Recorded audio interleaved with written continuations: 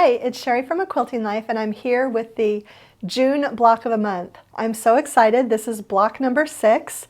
That means that we are halfway through, and I had a great time putting together both of my blocks, my 12-inch finished and my 6-inch finished. And I actually have a new tool that I used. I'll be talking about that when we get into the particulars of the block construction.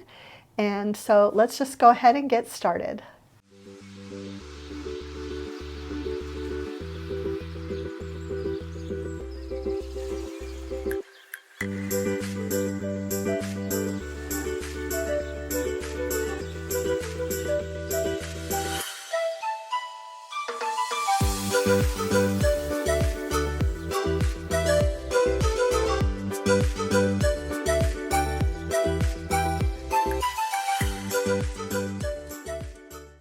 Okay, I'm just going to walk you through a little bit of the particulars with this month's block and then kind of share the tools I used.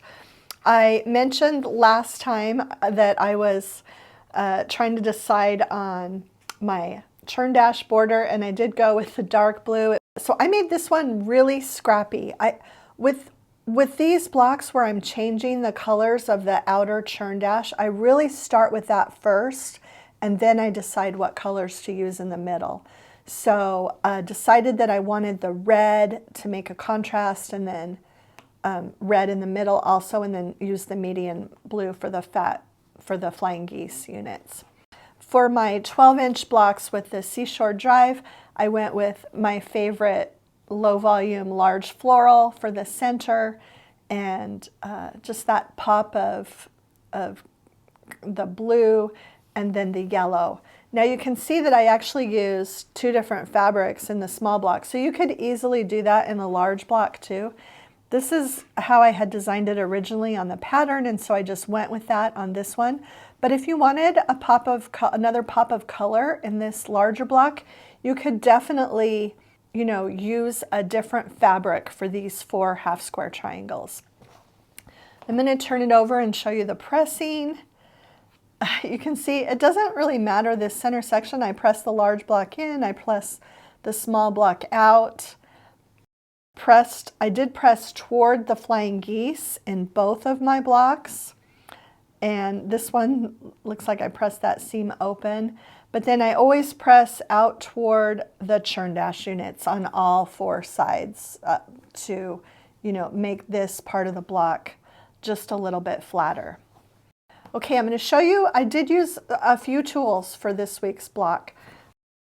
The one that you've seen a lot of is I did use the mini simple folded corners ruler to make these center sections so that I didn't have to draw any lines. I just used this tool. It's just my favorite. You've seen it over and over again. For the half square triangles, they are sized up in the pattern, and so I just sized them up and trimmed them down. Actually, on this block, I had these left over from before. I had made some extras using triangle paper, and so these were actually extra, and that kind of set the stage for the whole block because I thought, oh, I can use those, and then that helped me determine those fabrics. But there are 4 flying geese units that you make in each block, and if you've been watching on the channel, I just filmed a video a week ago today for the Ultimate Flying Geese tool by Creative Grids. And I actually just started using this with another project a few weeks ago, or a couple weeks ago, and just fell in love with it. It makes flying geese in 8 different sizes. You trim them, they're sized a bit larger and trimmed down, but there is a no waste method on this that I show you in the video that you can go back and watch, and it saves fabric. I think it saves time because of all the chain piecing. Even though you are doing a little bit, you are drawing some lines and trimming, I still feel like it is just above and beyond the fastest and most accurate method to make flying geese. I had a friend who's going to use this ruler with her quilt along, and I had purchased it, and I actually saw her yesterday, And I said, I use that ruler and I love it. And she said, yeah. She said, it's the only way. So go back and watch that video. There are 8 sizes on the ruler, and the sizes that you need for my small block and my large block are both included on this ruler. So I really feel like it's a great investment tool because it is so versatile, and you can just find out more about it on the ruler. On the video from last week. Okay, we're going to pop up a couple pictures of how when I was sewing this one, I took a couple pictures so you can see how to lay it out. It's also on the back of the pattern.